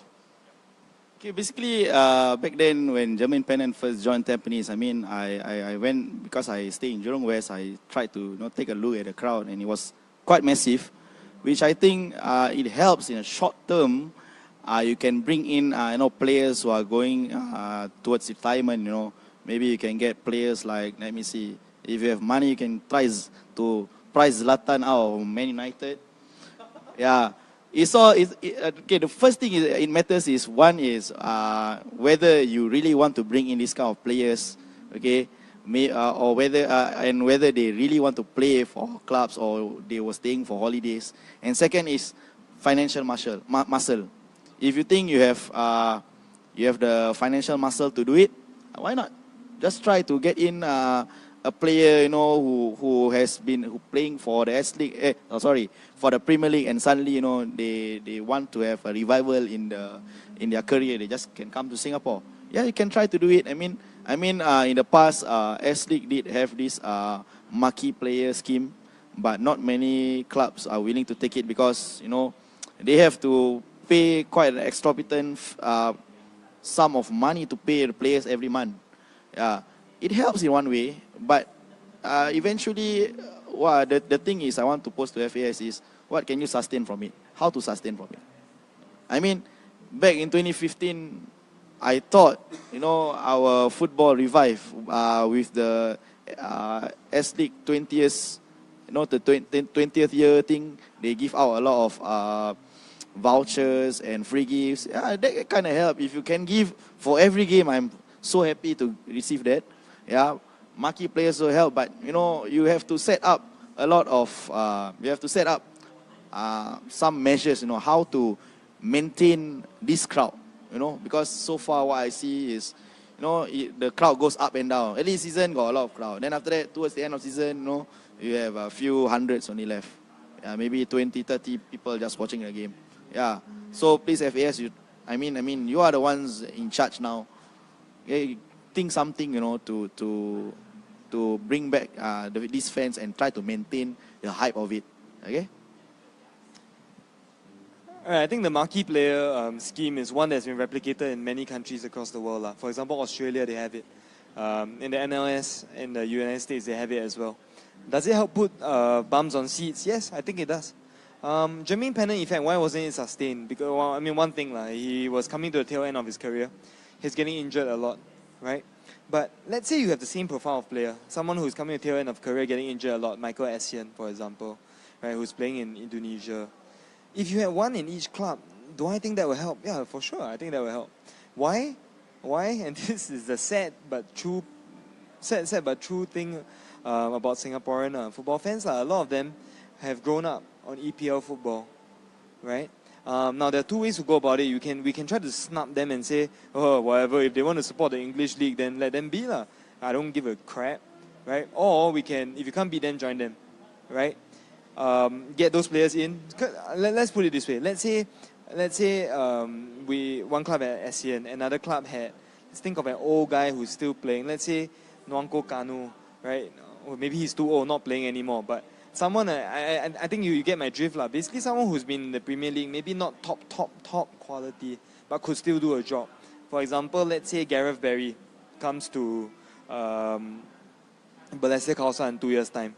Would that put more bumps on seats? Of course, because Gareth Barry, that hasn't played for Man U or Liverpool, but all of us have grown up watching Gareth Barry play lah, right? So we'll be very interested to see him in the flesh. Now, why wasn't it sustained for Tampines besides the fact that he was always injured, Pennant? Because I think the novelty wore off after a while, and people could sense that Jermaine Pennant was, I'm not sure he viewed this as like a serious thing lah, right? Let's put it that way. And also, how sustainable is it? Look at Tampines and all their financial troubles now. I'm not sure how much of it is due to Jermaine Pennant, but I'm pretty sure some of it might be lah. Okay, so if it's not financially sustainable, then you're just shooting yourself in the foot lah. And it goes back to the same thing again about money. How are you going to get the money? Maybe if each club and this will have to be coordinated by the S-League. Like, if each club could bring in someone of a huge caliber, like Tim Cahill, right, for example, then yeah, of course the S-League, you can predict that, there will be corporates who are willing to step in and all that, and you can project based on that, you can get loans based on that. But unless you are capable, unless you can assure that each club will get someone of that stature and that caliber, then I think, as Jermaine Pennant has shown, one player cannot save the league. He did say that even Messi can't save the league, but that's obviously an exaggeration. I can tell you, if Messi came here, there'd be a lot of interest in the Singapore league. Okay, those are some really good points. All right, so I have some comments here that are actually addressing the issue earlier where we said some of our players are unwilling to move to overseas leagues to make themselves become better. So a couple of comments here, one coming from Sukhvinder, which I think is a very interesting comment here. Are our players good enough for foreign clubs to hire them? Yeah, it's very controversial. It's very controversial. But having said that, I mean, Safwan was one of the good examples, and Haris nearly did play in Spain, unfortunately, because of the work permit issues and whatever tax reasons they had, like hospitalet, so it did not materialize. So this is something that's actually food for thought. Okay, before we ask if our players are willing to go overseas, first of all, we must ask ourselves, are they even good enough to play in overseas leagues? All right. Okay, and then going on, Ken Hong Tan actually has this comment: invite some Malaysia scouts to come over. It could be a good start. I believe there are many of our national team players that can make it in Malaysia. I mean, there are. Yasser is playing there right now. Safwan is playing there right now, right? Even Sayun Suami playing for Sarawak. But the thing is this, the players who are playing in the Malaysia League, okay, I want to ask your opinion. Do you think playing in the Malaysia League, okay, be it the Premier League or the Malaysia Super League, does it help them to improve as a player? Yeah, that is a very touchy subject. But I hope you answer me for this, all right? Do you think the Malaysia League is a good enough platform for them to improve their skills, or is it basically just a place for them to just go and play some football, earn some money, and then come back? What do you think? I mean, if you look at JDT, for example, I think it's a great example. The players obviously were exposed to better level of football, especially through continental competition. However, training-wise, obviously I'm not there, so I can't say whether the training was better or was not better. But I think it's telling that whenever we have a local footballer who goes out to another foreign club, like for example, Izwan went to Japan, and for example, Adam Swandi went to Metz in France. All of them say the same thing. Everything is very professional. The players come very early and they leave late and all that. But I'm like, that should be the norm, right? That should be the norm. We should be very professional about this. And why are we not? And is it coaching? If it's coaching, then that goes back to my first point. Maybe we just get more coaches, incentivize more people become coaches, and that might improve. Is it because of salary? If it's because of salary, then unfortunately we can't change much in the short term, short of the government giving tons of money, which I don't think is sustainable anyway, unless, there's corporates backing it. So aside from all this, right, then, the very direct question that Aaron has posed is, are they actually improving? I hesitate to say they are, frankly, because they're being exposed to bigger crowds and all that, but that doesn't necessarily equate to good football. For example, Indonesia, always fervent crowds at stadiums and all that. But for a while, we were beating up on them. No issue, right? We are small S-League crowds, but that didn't matter. We were still beating up on them. Now they are beating up. They're still not beating up on us, but they can beat us right now, right? So I don't think the fact that, they have big crowds, all that, helps that much. Of course, big crowds does mean more money, more corporates will get involved. That's the first step. But what you do after that is also equally as important. Are you going to plow the money into worthless stuff? Or are you going to be like Iceland? Take the money from FIFA. I think they were given like 2 million or 8 million or something from FIFA. And they built like more than 100 small-sided indoor pitches. I think about 15 full-size indoor pitches. That's what they did. That's the kind of level of initiative and like direction that's needed from the top. And look, the FAS is new council, right? I think someone has mentioned in the comments like, do we have faith in the new council? I said, and my answer to that is always, I don't prejudge.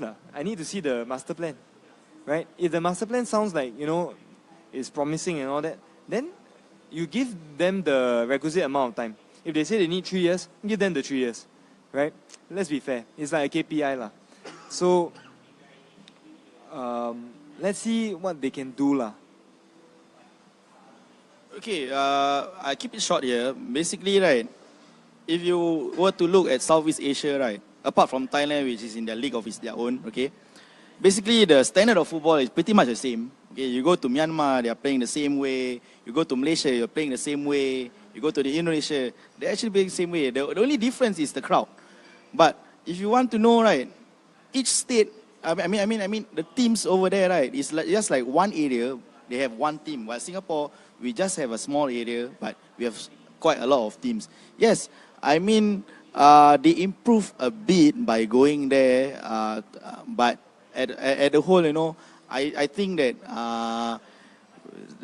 on the Singapore side, okay, we really need to let the players expose themselves on a continental level. Okay, basically regular AFC Cup, or maybe go to clubs who play Champions League like Mongtong United and Buriram.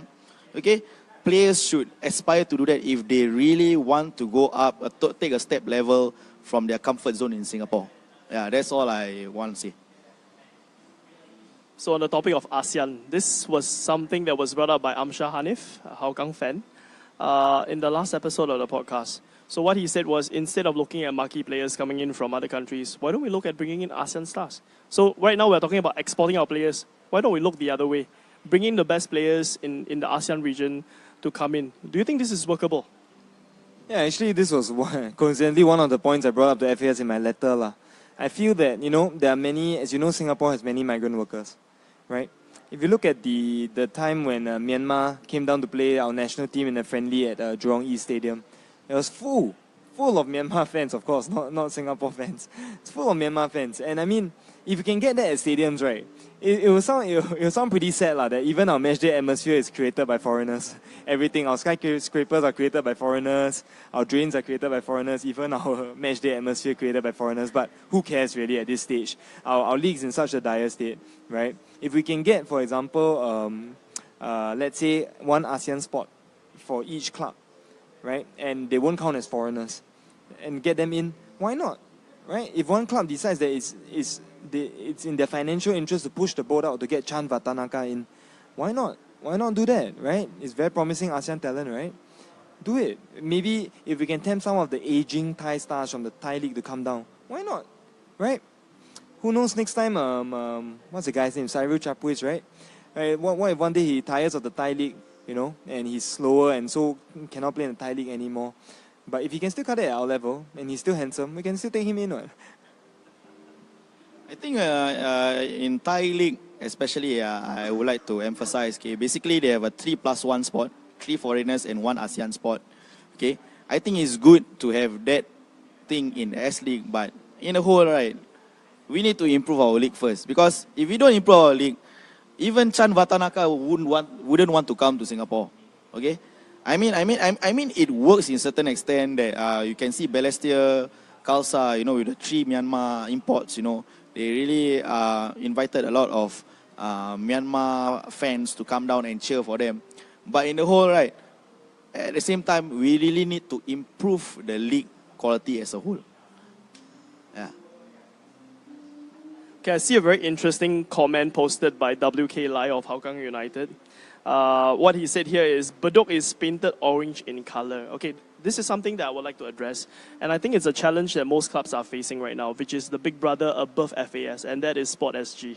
All right, as you know, stadiums are being run and managed by Sport SG or Active SG. And a big challenge that these clubs are facing at the moment is that they don't have autonomy over the stadium, right? I mean, you can see football matches going on during NFL match days, and people are like jogging around. You know, it's not exclusive use. I do agree that stadiums cannot be exclusive use solely because sports should be for everyone, right? It cannot be like, oh, football is so great that you know, we only have a stadium solely for football, right? But I mean, look at it this way, lah. For Active SG to actually come in and do something like this, paint Bedok Stadium in their colors, which is orange and red, it actually makes the supporters feel very sian, lah. Right? In local context, very sian, right? If I support Geylang, my colors are green and white, and my stadium was green and white. When you did the stadium upgrades, you added in the new tracks, which is very beautiful, by the way. But then you painted it a different color. It actually kind of contradicts what the club is trying to do. And I do know that Geylang is facing this challenge. I mean, they obviously they would like to have it in their colors, but it's not being painted in their colors. Now, going back to the topic on stadiums, do you think that maybe some arrangement should be worked out between the FA and Sport SG to have more exclusive use of the stadiums? Okay, because one challenge that I understand, all right, and this is coming from a source that I will not disclose now. Part of the reason why they don't do carnivals in stadiums on match days or extend the carnival outside of the stadium is because they are not allowed to. Because Big Brother says you cannot do it. Whatever you want to do in the stadium, you do it, but don't extend it outwards. And as we all know, okay, in Jalan Besar we can do it because Jalan Besar has quite a long corridor and you can actually place a lot of stalls inside. But how about other stadiums? Like, look at Bishan.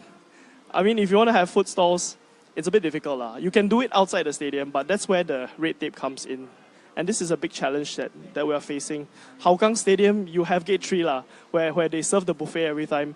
But that's about it. If you have stalls in front blocking the fans, it's going to block them when they watch the match. Okay. Do you think this is something that must be addressed right away? Is it a very hot ticket issue for the FA? I think we've all lived in Singapore long enough. When there's a problem, if it gets to the right people, it can be solved. Big brother, no big brother, I'm pretty sure if the big enough brother cares about this, it can be solved. And that's why I always say, I think fans should be given a platform to speak, because some of these ideas have come from fans and all that. But for example, let's say Bishan Stadium, you say there might be an issue having the food inside the stadium because, like the track is literally a different level. That helps in that, the viewing is actually better for supporters. But okay, very simple, right? The outside of the stadium, right, there's a row there. Why can't we put 4 stalls there, for example, right? Why can't we do that? I mean, if you can have weddings at void decks, right, with food there, you can have funerals at void decks with food there. Why can't we have stalls at a stadium which is not even that near residential area, so it's not going to cause that much disturbance. Hougang Stadium, I can see, maybe, some people will be worried about the noise and all that, but if you cut it at like 10 p.m., where matches are always end by 9:30, what's the real issue? You have Ke Thais going on for longer than that. You have funerals going on. You have so many other kinds of things that generate noise going on until 11 p.m., which I believe is like a sort of like soft cutting off kind of time. I just don't see why it should be a big issue if enough people cared about it. Basically, what I see so far this season in Hougang Stadium, it hasn't been an issue as yet because mostly, the sponsors come down there and, sell their products. I mean, it's okay. I mean, there's always a way to dialogue between FAS and Sport SG, You can talk over this. What Sport SG want is just a master plan of what FAS is going to do, what each club is going to do, how the marketing is going to go in.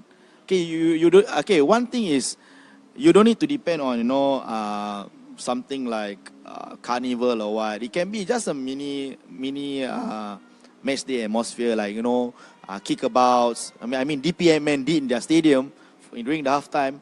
Can have mini kickabout for kids over there. You can have some balloon sculpting. You can have a lot of things just in the stadium itself. Okay, I'm not so sure about Bishan Stadium because it can be quite squeezy when we go down to the to the sitting area. But I mean, most stadiums I think are able to do these mini carnivals. Yeah, it doesn't need to be big. Just small things we do. But the most important thing is have a plan, have a dialogue with Sports SG. Maybe some of these things can be solved, and the red tape, in the future, can be gone. Okay, we have about 30 minutes left on the program. Sorry, less than 30 minutes, about 25 minutes. So we're going to address some of the questions that were posted before we had this live stream going on. So some of you actually posted some questions on our page to our two guests today. And I have a question from Amsha. Okay, actually 2 questions. All right. with the league coming to an end soon, on a scale of 1 to 10, how would you rate this season in terms of fan support? All right, that's the first question. Second question, what do you think of fan-run media channels and pages? What role do they play in making Singapore football great again? All right, who wants to go first? Sal? Okay, first question, right? With the league coming in soon, how do you rate seasons in terms of fan support and performance? Okay. Fan support, okay? Fan support-wise, I think a lot of things can be done. Basically, I see some clubs like Tampines, Home United especially, okay, trying their very best, to build up their support, okay. Actually, to tell you the truth, right, if I were Home United, supporter, right, I think with the trophies they have won, I think it'll be quite easier to attract the fans. But to support proactively, okay, that's a different story altogether, okay. In terms of fan support, I don't think it's quite this one, but for me, the most important thing is how many people come to the stadiums. That's the most important thing, okay. And so far, from the start of season till now, I mean, they sort of died down towards the end of season. And I hope, next season, it can be different, lah. I mean, I hope FAS has something to do with it. If not, no. I think the league could be, stagnated in years to come. Okay, for the second thing is, what's the question? What do you think about fan-run media channels and pages? What role do they play in making Singapore football? I mean, it's good, to have all these fan-run media things. Okay, basically, not only in the S-League, we have, a lot of fans coming up to promote Singapore football. I mean, if you go to England, Arsenal had this, what TV is it? Arsenal Fan TV, which is quite hilarious, Yeah, it adds in quite, the side that nobody sees before, the sides of fans, how they feel. I mean, for this type of media, right, I think it's a way that the fans can have an outlet to express their happiness or their disbelief or their unhappiness towards the management or the organization like FAS. They can have a platform there, but in such a way that it can be a bit censored, lah. Yeah, I mean, media in Singapore, there's always a red tape with it. So I hope a lot of fans will come up and do these organized media things so that to promote the game that we love. And the same goes to other sports too. I mean, if people like things like athletics, maybe they can do podcasts on athletics. I mean, one thing that Singapore lack is, the national media is not covering the local sports often. I mean, I thought, by opening the newspaper, I thought that Singapore was still part of England or Italy. Yeah. So I hope that more fan medias will be set up and play a part in making the sport better. Yeah.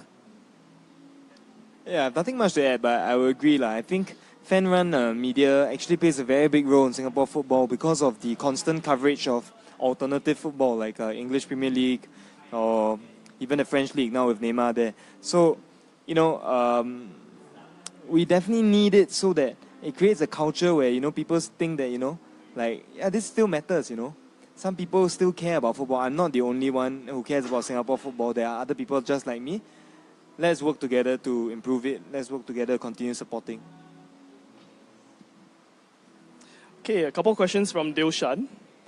First question, as in your supporters group right now, do you think that your feedback to authorities are taken seriously? And the other question is, what can be done to generate or maintain interest after the season is over? Now, this is very relevant now because this season is ending soon. How do we move forward into 2018 for the Wolves and for the Home United Supporters Club?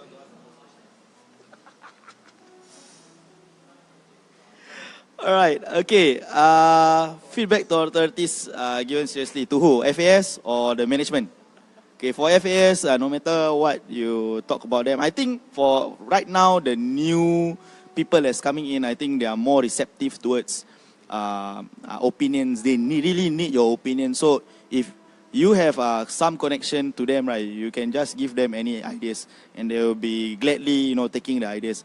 For management-wise, okay, for Hougang side, okay, usually we discuss a lot of things with the management. For example, if we want to do like there was one time we did a tifo, okay, we did a tifo, something like big cloth over the stands, right? And we told them what's their plan, and they let us to do that. I mean, for us and the management, no such issues. Okay, for next question is.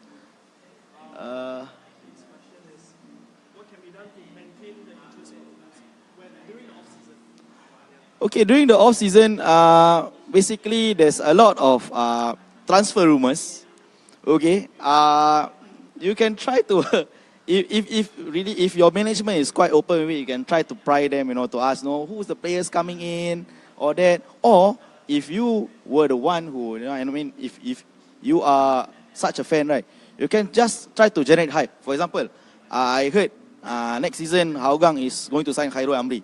You can try to generate that excitement, and people will come in and comment, and that's where you can get lots of people interested in making a conversation out of it.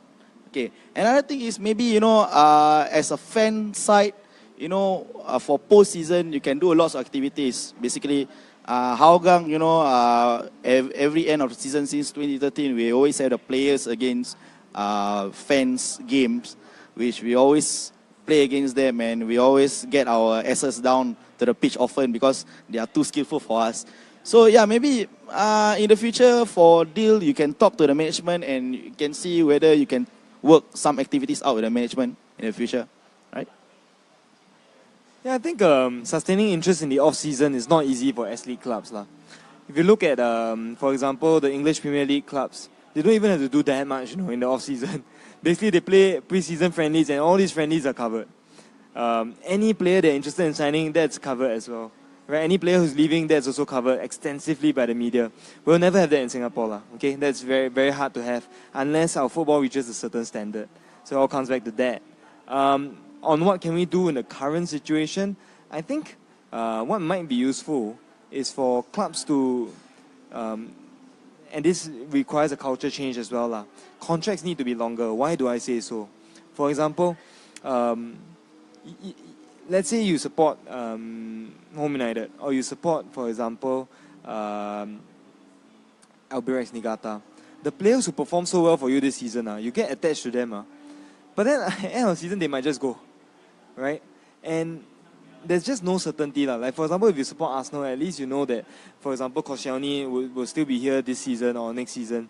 But there's really no certainty, if you support like Home United. For example, last season, two of our more important players, Azhar Sairuddin and Zulfari Arifin, now they're rocking up at Hougang, right? How do fans bond with the club if the players are not going to stay? That's one of the things. And how does that help when you're trying to sustain interest from one season to the next? It's very, very difficult. Is it easy to love a club like Home United? No, it's not that easy, You look at Daniel now, I mean, he's a very famous super fan, but he's famous because he really is the only one who has stuck through the club for so long. And I think throughout that time, who has stayed? Maybe Jumat Jantan. Other than him, I genuinely can't remember that many names who have stayed, So that's one of the challenges the clubs face.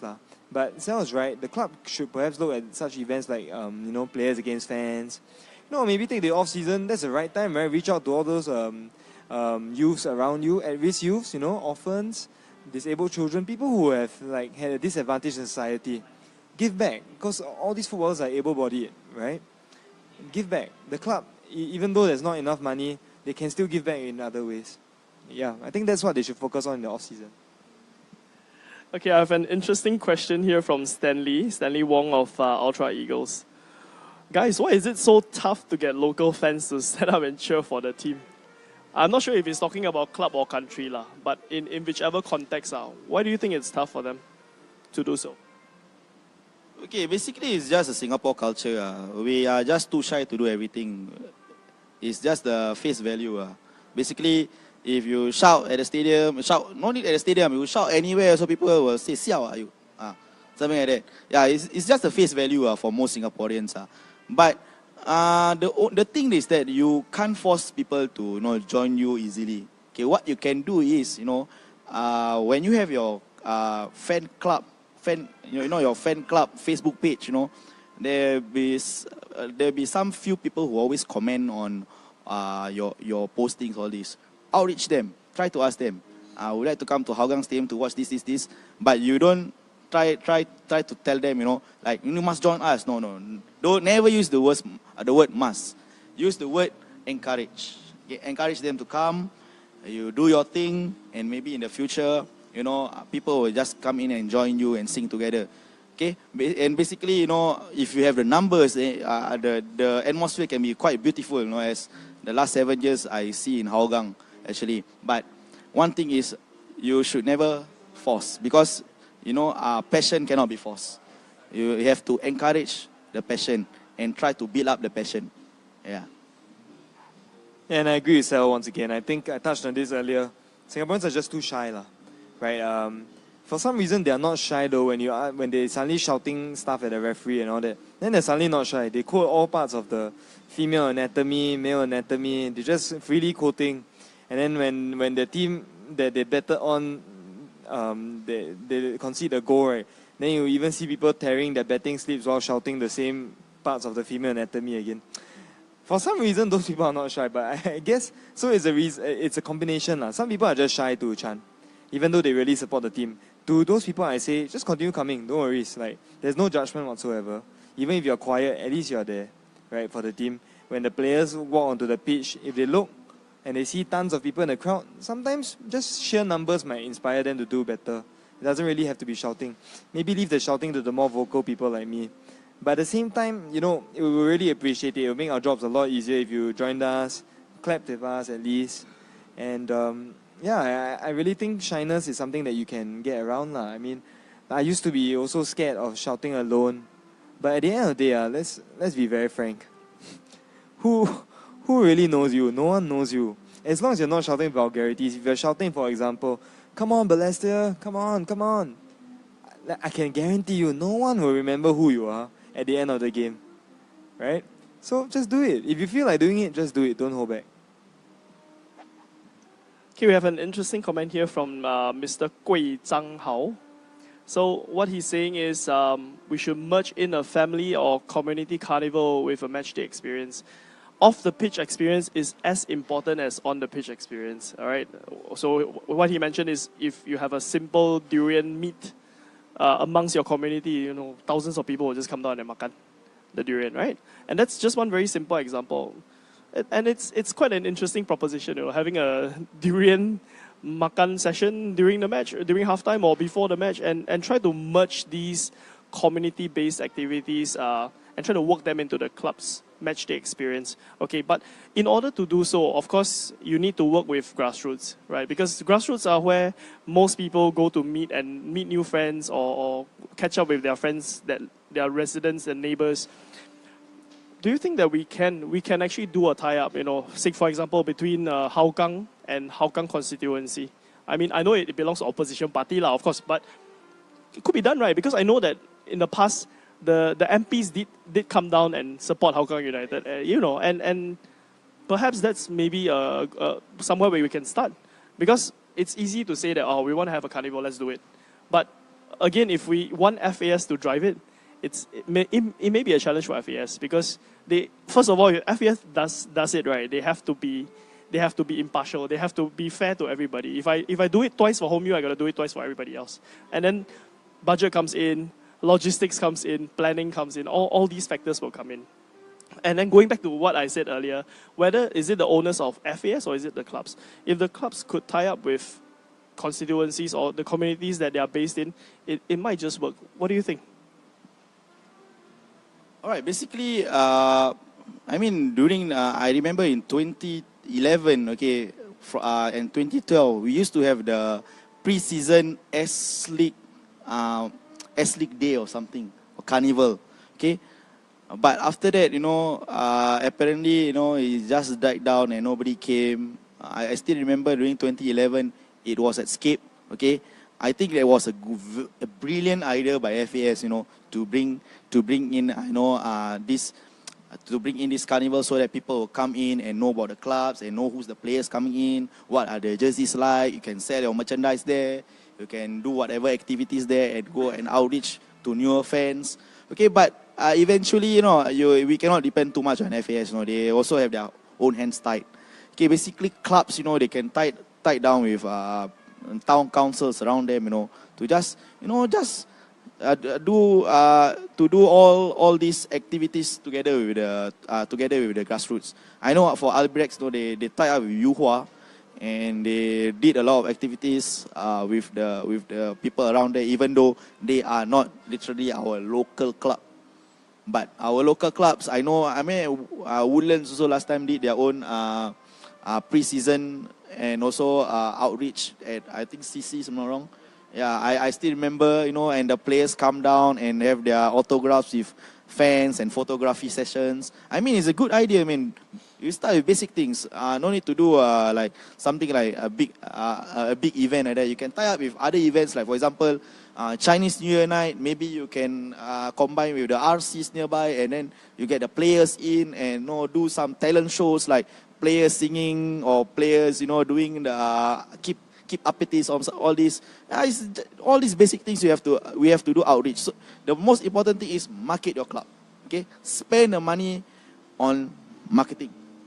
Yeah, I know players are important, but to get if your players are unknown, then what is it about? Okay? I think the Durian Walk is perhaps a very interesting idea, because I think what happened was that one of the CCs, or rather one of the RCs, actually organized a durian run where it was a 5 km run or something, but you had to carry a durian while running. So they encouraged people to do it, and it was quite a sight. I tried to sign up for this run, but unfortunately it was oversubscribed, and I had to be put on a waiting list, and they never called me back. But that's a very interesting idea, because if something as simple as a durian run can engage people, what Aaron said just now about, having a durian, maybe a makan session during the game, why not? Maybe those people are not there to watch the football, but look, at least they're there, and they have a chance. Just like the Albrechts Pokemon thing, they might come back again. You never know, right? If they like what they see, they might come back again. And even if they don't come back again, that's a money spinner, because like for the durian thing, if I'm not wrong, they charge entry fee of like $15 or $20 just for you to hold a durian, which they provided, right? And there's a coconut as well, if I'm not wrong. They gave you a free coconut at the end of the day. But it's simple stuff like that. If the clubs can do it, it's fun as well. And I believe they can make it fun for the clubs. For the players and all that. Whether FAS should be the one driving it or the club driving it, I think the club should drive it, right? But I think sometimes, right, let's put it this way. Corporate sponsors might look at, say, Balestier Khalsa and say, yeah, but what's in it for me, right? And that's where I think FAS can help. Because FAS has a much wider range of network, a wider network of contacts and all that, and FAS can use their clout a bit, their connections. I wouldn't say pulling strings, that sounds a bit desperate and a bit under table, but I'm sure they can call on some favors, and certain things can be done, stuff like whether food can be brought into the stadium and all that. It shouldn't be an issue. Okay, we have time for a couple more last questions before we close off this session. I see an interesting comment here from Kishore. Kishore was saying that we used to produce good strikers in the past, but I don't see any good goal scorers. And if you look at results of late, goals have been hard to come by for the national team, all right? But looking at the strikers that we had in the current generation and the ones who are still playing, the older ones who are still playing, is it because of a tactical decision that causes us to score less goals? Or is it really a problem? Like, I think, Sal, you mentioned in an earlier interview, which I posted this morning, where Singapore system is quite standard, right? 4-2-3-1. So it's always that one striker. And because of this way that we are inculcating in the lower, in the youth teams, therefore, striker, you only have one, you don't need so many, So I produce that strikers. And in turn, this has created so-called like a problem for us. Do you think this is true? In a certain extent, yes. But I pose this question back to the technical team in FAS. You do have local strikers, Do I need to pinpoint them? There's a lot of local strikers. and they are young and they are still, under the age of 25. Try them, okay? Play them often. If you don't give them opportunity, you cannot say that we don't have enough strikers. I remember Sudham said that we have this number of players and I have just to use. But what about the other players? And you can just give them opportunities. Second thing is, I think from the development side, I think strikers, we don't have enough powerful strikers right now in Singapore. Okay, in the past we used to have the powerful Indra Shahdan, Alam Shah. We have Chew Lee, who's quite big, but he's really big and really will hantam you a lot. Okay, but other than that, after this Chew Lee, Indra, and Alam Shah, okay, I see that a lot of Singaporean players, they are quite small in build. Okay, I'm not sure what was the diet they are taking or what, but I'm quite surprised. Players like a lot of local players are small in size. Yeah. Whereas if I go to Thailand, Cheryl Chapuis at 25 is already quite stocky. If you see players like let me see who's the one playing in Japan, Chanatip. Even though he's quite small, but he is quite stocky. You can see his legs. He's quite powerful. Okay. I'm not so sure what is the fitness standards here in Singapore or what diet the players are taking. But I think, we need to take a look in it and see, what can be done, to build these players to the, to the exact, to the requirement that they become, they look like professional footballers. Yeah, I think I do agree. But I think the joke is that last time we had no Alam Shah, now we have no Alam Shah. So, and that's our striking situation, past and present, summed up. But No Alam Shah himself has come out and commented that the level of strikers right now is actually not as good as it used to be. I mean, that sounds like he's buttering himself up and trying to talk himself up, but I do agree. I think that while there are strikers in the S-League now, I genuinely can't say that any of them are as deadly as Indra Shadan Dawood or No Alam Shah. And I think even the fringe players last time, right, used to be more deadly, for a striker role. For example, Majreswan Masturi and who's that? Fazul Hasni Joraimi. I think these are players who were more.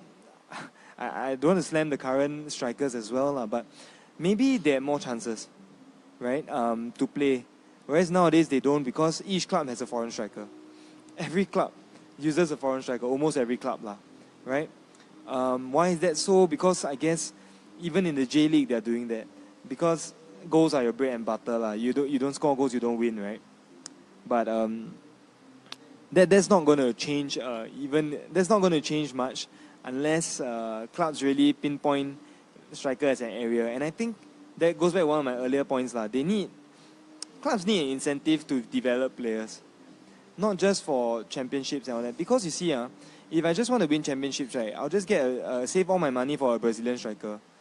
That's what we always used to do. Ekma and Home United, right? Perez de Oliveira as well.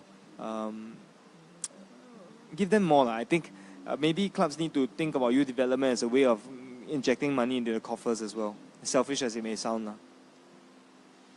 Okay, we're nearing the end of today's episode. But before we go, right, I actually have I want to ask my two guests, okay, just to share with me about Singapore football. Now, moving forward, can you just give me 3 points you think are, in your opinion, are really the most critical and should be given the most priority? 3 points to move Singapore football forward and make our football great again. I will start with Eddie.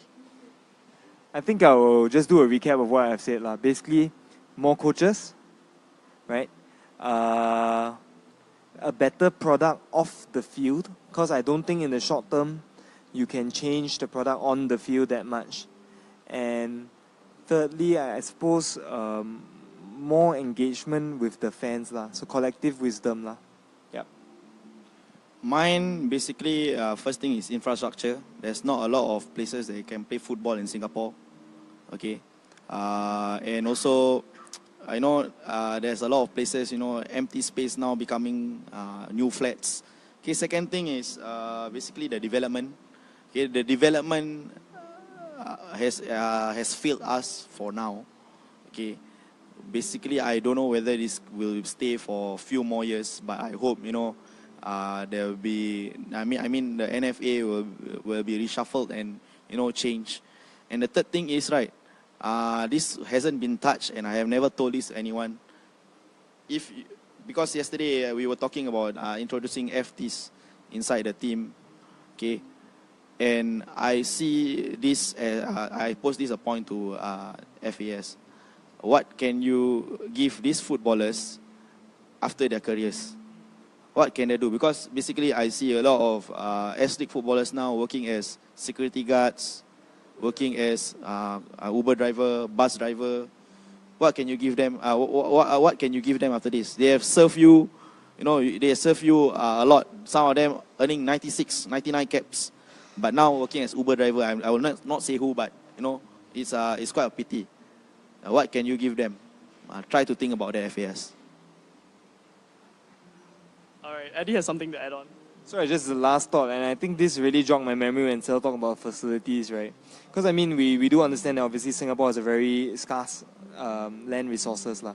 That's why we can't really just do what Iceland did and just build pitches all over the shop, right? But I think that's very important because, like, as you know now, they install spikes at void decks, the fences, little railings to ensure that people don't play football at void decks. And okay, as much as I hate the idea, right, I can get what they're trying to do. Right? There might have been cases where a stray football has hit an old lady who was happily walking back with her groceries and then she just gets smacked in the face. She goes to hospital. Right, I get that. But also what I find very unpalatable is that right now if I want to play football with my friends, let's say I'm like 17 years old and I want to organize a game, where do I go? I have to go to a cage or somewhere to play, right? 2 hours, $180. How am I supposed to afford that? And that's just a 5v5 pitch, no? If I want a full 11-side pitch, right, I spend like 200 plus to get that. That's not easy. And I know that there are active SG pitches where, what FAS has done is very good in that they've opened up the secondary school pitches to be able to use. That's a great initiative. And the money that is required to enter these schools is also not much. It's very nominal. There's also a few, for example, St. Wilfred's pitch where they charge a nominal rate for people to play 7-a-side football. But there's not enough of this. And I mean, radical idea, but someone has to think out of the box. I mean, FAS people are paid a lot of money. Some of them are paid a lot of money to think of these ideas. So hopefully they can think of some ideas. I was thinking maybe convert, there are so many HDB flats, right? Convert some of them to rooftop football pitches, right? Can it be done? It can. It will cause inconvenience in the short term to residents. But if you can assure them that all games will end by, even if I say 8 p.m. or 9 p.m., would that help? Of course it will help. Because kids in that block can go up and anytime they want, they can just take a ball, shoot to goal, right? I read Dennis Bergkamp's autobiography before. He used to train in the back alley where he would shoot balls against a brick wall and he will calculate the curl on the ball when it hits a certain part of the bricks. That's an extreme example, but if we can make it easier for our kids to go out there and train in their free time, why don't we do it?